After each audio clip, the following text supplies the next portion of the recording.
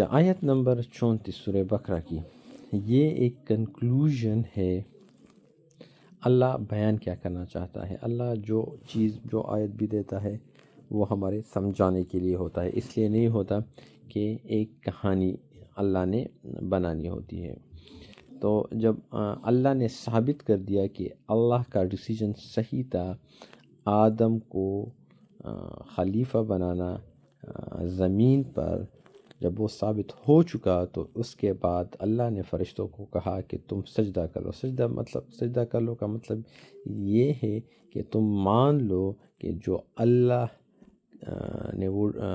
اللہ جو ڈیسیجن کرتا ہے وہ صحیح ہوتا ہے اس کائنات کے نظام کو چلانے کے لیے، اور سارے نظام جو ہیں اس کو چلانے کے لیے اللہ جو کرتا ہے، کیونکہ اللہ نے بار بار کہا کہ زمینوں اور آسمانوں کا علم صرف اور صرف اللہ کو ہے۔ تو اس پر فرشتے تو مان گئے، فرشتوں نے سجدہ کر دیا، لیکن ابلیس نے انکار کیا اور تکبر کیا اور ہو گیا کافروں میں سے۔ یہاں پر اگر آپ دیکھیں تو اللہ کہتا ہے کہ جو چیزیں جسٹیفائڈ ہوگی فرشتوں کو، انہوں نے وہ چیزیں مان لی اور ماننے کے بعد اللہ کی بڑائی کو تسلیم کر لیا۔ یہاں پر اللہ کہنا چاہتا ہے کہ جو لوگ دنیا میں بھی، ایون آپ دیکھتے ہیں کسی کو امیر بنایا ہے، کسی کو غریب بنایا ہے، کسی کو زیادہ فیور اللہ نے کیا ہوتا ہے، تو وہ اس لیے کیا ہوتا ہے کیونکہ اللہ کو پتہ ہے کہ کس کو کتنا فیور دینا چاہیے۔ لیٹ سپوز ایک بندہ ہے جو بہت ظالم ہے، اگر اللہ نے اسے زیادہ پیسہ دے دیا یا زیادہ اختیار دے دیا، آپ کا کیا خیال ہے؟ وہ ظلم کی انتہا کر دے گا۔ ایک بندہ بہت ہی زیادہ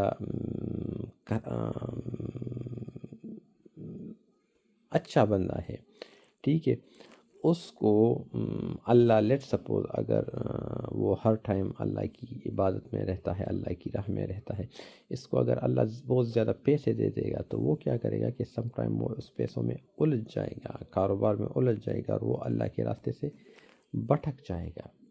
آپ ان دونوں مثالوں کو اگر دیکھیں تو اس میں اللہ وہ کام کرتا ہے جو انسان کی بہتری کے لیے ہوتا ہے۔ تو اس لیے دنیا میں بھی اگر کسی کو اللہ نے زیادہ پیسہ دیا ہے، زیادہ رتبہ دیا ہے، زیادہ دولت دی ہے، تو اگر آپ یہ تسلیم کرتے ہیں کہ ٹھیک ہے جو اللہ کی تقسیم ہے میں اس پر راضی ہوں، تو آپ کی مثال فرشتوں جیسی ہے۔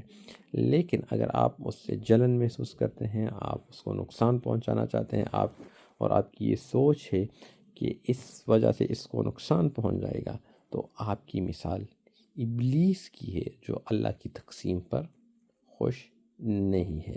ایک تو یہ۔ دوسرا جو بہت ہی سینسیٹیو ٹاپک ہے جس کی طرف ہم آنا چاہتے ہیں کہ ابلیس نے انکار کیوں کیا، اور یہاں کہا گیا ہے کہ تکبر کیا اور ہو گیا کافروں میں سے۔ دیکھیں اس کی کئی وجوہات ہے۔ سب سے پہلی وجہ تو جو ہے وہ حسد ہے۔ ابلیس کو حسد ہوا آدم سے کہ ابھی آدم، کیونکہ انسان سے پہلے آپ کو پتہ ہے کہ اللہ نے جنوں کو خلیفہ بنایا تھا اور سب کچھ جنوں کے پاس تھا۔ تو جب بھی ایک کرسی جاتی ہے ایک بندے سے، اس کی کمکلی کی وجہ سے، اس کی کرپشن کی وجہ سے، اس کی بغیرتی کی وجہ سے، اور دوسرے کو ملتا ہے، اس کو بہت حسد محسوس ہوتا ہے۔ تو اب یہ خلافت کی جو کرسی تھی وہ انسان کو جانے والی تھی، اور ابلیس کو ایک حسد ہو گیا تھا کہ اس کو کیوں بنانا چاہتے ہیں۔ دوسرا، وہ مادی چیزوں پر جا رہا تھا، جس طرح وہ کہہ رہا تھا کہ میں تو آگ سے بنا ہوا ہوں اور یہ تو مٹی سے بنا ہوا ہے، تو اس کے خیال میں آگ بہتر سے بہترین چیز تھی ایز کمپیئر ٹو مٹی۔ اچھا، یہاں اگر آپ دیکھیں، ایک بندہ سوچے، آپ سوچے، اپنی طرف سے سوچے، آیا آگ بہتر ہے یا مٹی بہتر ہے؟ آگ سے ہم بہت سی چیزیں، یہ ٹھیک ہے کہ ہم چیزیں پکاتے ہیں، لیکن ہر ایک چیز تو ہم پکی پکائی چیز نہیں کہتے. کچھ چیزیں اس طرح ہوتی ہے جو ہم پکاتے بھی نہیں، جس طرح فروٹس ہیں ایسے ہی کھا لیتے ہیں، ٹھیک ہے، کچھ سبزیاں ہیں ایسے ہی کھا لیتے ہیں.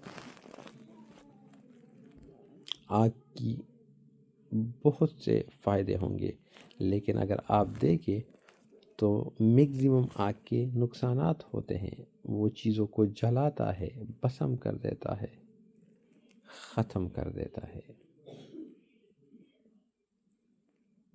لیکن اگر آپ دیکھیں مٹی کو، تو مٹی میں آپ جو چیز بھی ڈالیں گے وہ پلتا پھولتا ہے. اٹ مین کہ زمین جو ہے، مٹی جو ہے، وہ ہر ایک چیز کو کا فائدہ دیتا ہے. آپ جو چیز میں زمین میں ڈالتے ہیں وہ فائدہ دیتا ہے. اسی طرح جتنا آپ زمین میں انسان کو علم دیتے ہیں، تو اللہ نے مٹی کی خاصیت یہ بنائی ہوئی ہے کہ وہ زیادہ سے زیادہ علم جذب کر سکتا ہے، زیادہ سے زیادہ علم وہ لے سکتا ہے. آپ جتنا بھی علم اسے دیتے ہیں وہ اسے لیتا ہے. لیکن میرے خیال سے آگ کی وہ کیپیبلٹی ہی نہیں ہے، شیطان کی وہ کیپیبلٹی ہی نہیں تھی کہ وہ علم میں انسان سے اپر ہینڈ اس کا ہو. کیوں؟ کیونکہ اگر آپ دیکھیں تو یہ بات ثابت ہے کہ جن جو ہے وہ انسان سے عقل میں 10 گنا کم ہے. یعنی جن بہت بھی زیادہ وہ ہو، لیکن عقل میں وہ انسان سے 10 گنا کم ہے. ٹھیک ہے، تو یعنی اگر آپ دیکھیں یہ شیطان کو اللہ نے کتنا علم دیا تھا، لیکن اس علم کی وجہ سے اسے فائدہ نہیں ہوا. کیوں نہیں ہوا؟ کیونکہ وہ اس لاجک کو ہی نہیں سمجھا کہ مٹی اور آگ میں کون سی چیز بہترین ہے، اور وہ اسی مبالغے میں رہا کہ آگ بہترین ہے. ایکچولی بہتر تھا مٹی. دوسری چیز یہ ہے کہ وہ اس مبالغے کی وجہ سے حسد میں مبتلا ہوا. جب وہ حسد میں مبتلا ہوا تو حسد ایک سیڑھی ہے تکبر کی، اور تکبر انسان یا کوئی بھی ذات نہیں کر سکتی سوائے اللہ کے، کیونکہ وہ اس کی تکبر صرف اللہ کے لیے ہے. وہ تکبر کر سکتا ہے اور کوئی ذات تکبر نہیں کر سکتی. تو ابلیس اتنے علم کی وجہ سے بھی اگر اس چیز کو اللہ کے اس راز کو نہیں جان سکا کہ کیوں اللہ آدم کو علم کی بنا پر خلیفہ بنانے والا ہے، اتنے زیادہ علم کی وجہ سے بھی وہ حسد کا شکار ہوا. اتنے زیادہ علم کی وجہ سے بھی اس نے تکبر کیا. تو ہم کس طرح کہہ سکتے ہیں کہ جن یا شیطان نے جو بات کی تھی اس کے مطابق تو وہ صحیح تھی، شیطان کے مطابق، شیطان کے عقل کے مطابق. لیکن اگر ہم ایک براڈ پرسپیکٹو میں دیکھیں تو شیطان یا ابلیس بالکل غلط تھا، اور یہی چیز اس کی نااہلی کی وجہ تھی کہ اس سے خلافت چھن گئی، اور وہی خلافت اللہ نے آدم کو واپس دے دی. تو اس آیت میں ہم انسانوں کے لیے ایک بہترین مثال، اگر کسی بندے کو اللہ زیادہ پیسہ دے یا زیادہ رتبہ دے تو آپ یہ نہ کہیں کہ اس بندے کی کیا اوقات تھی کہ وہ اس عہدے پر آیا، اور آپ اس سے حسد کرے. اس حسد کی وجہ سے آپ پھر بڑی بڑی باتیں کرتے ہیں کہ میں کہاں، میں امیر ہوں، میرے اختیار زیادہ ہے، میں ذات کا اچھا ہوں، اور یہ 2 ٹکے کا بندہ اس پوزیشن پہ آ گیا ہے. آپ اگر دیکھیں تو آپ وہی ابلیس کا وہ پیٹرن ریپیٹ کر رہے ہیں. میری آپ سے ریکویسٹ ہوگی کہ آپ جو اللہ نے سب کو دیا ہے اس پر راضی رہیں، حسد نہ کرے، کیونکہ حسد تکبر کی سیڑھی ہے، اور تکبر آپ کو کفر کی راہ پہ ڈالتا ہے، اور وہ راستہ شیطان کا راستہ ہے، اور صبر کا راستہ آپ کو فرشتوں کی صف میں کھڑا کرتا ہے۔